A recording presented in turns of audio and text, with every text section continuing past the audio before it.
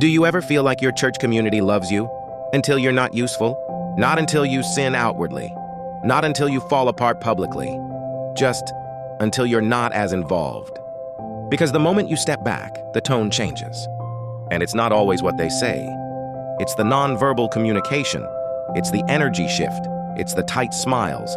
It's the lack of eye contact. It's the way conversations suddenly feel managed. It's the way you're no longer invited into the room, but you're still expected to show up when they need you. And then there's the silence. The silence is deafening. Not a phone call, not a check-in, not a, hey, how are you, really? Just space, distance, a quiet, calculated withdrawal that communicates something without admitting it. And that's what messes with you, because if they said it, you could respond. But they don't say it, they just let you feel it. So yes, your reduced involvement sends a message. But let's be honest, their response sends one too. And this is the crucial distinction. You're not pulling back to punish people. You're not detaching to manipulate anyone. You're not withholding to get attention.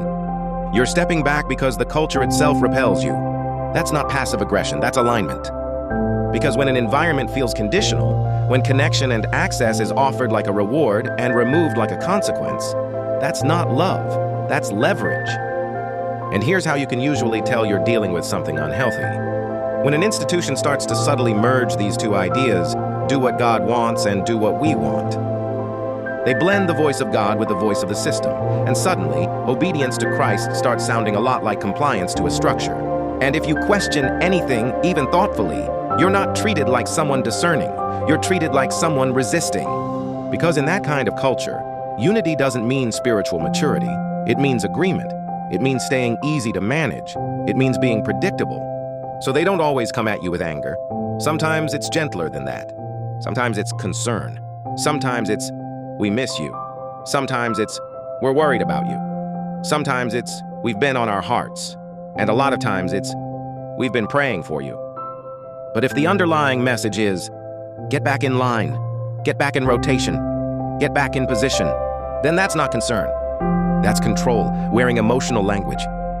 And a lot of times, the tool that gets used to enforce that control is Scripture, especially Paul. Paul's writings, submission, order, unity, authority, can be beautiful in the right hands, but they are also incredibly easy to weaponize. And when a church selectively uses Paul to reinforce hierarchy, to suppress dissent, to sanctify compliance, to blur the line between God's will and organizational will, Paul isn't being honored. Paul is being used. And let me say this carefully, that doesn't mean Paul is wrong. It means Paul is being ripped out of context and turned into a spiritual weapon. And to me, that is more spiritually dangerous than someone who's outwardly messy. Because at least the outwardly messy person isn't pretending their control is holy. But when someone uses God language to manipulate, pressure, and silence, when they train you to confuse faithfulness with function, when they punish discernment and reward compliance, that's not just a leadership issue. That's a spiritual distortion. And yes, I'll say it plainly. If the cross sets people free, then using Scripture to control people is not just wrong, it's stepping on the cross while quoting it. So if you've been feeling like, they don't actually care about me, I want to give you permission to name what you're seeing without gaslighting yourself. Because a lot of people aren't valued for who they are. They're valued for what they can carry. And in big church systems especially, warmth can become role-dependent. When you're producing, leading, showing up, filling gaps, you're surrounded, you're celebrated, you're covered. But when you pause, when you set boundaries, when you step out of the machine for air, the relational temperature drops. And suddenly you realize, this wasn't mutuality, this was utility.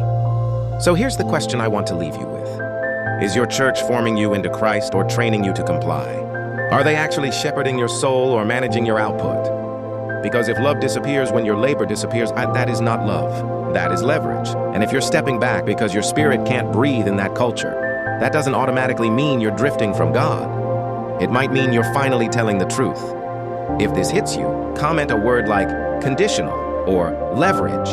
And if you've lived through this kind of silent punishment and Scripture as control, I want you to know you're not crazy. You're discerning.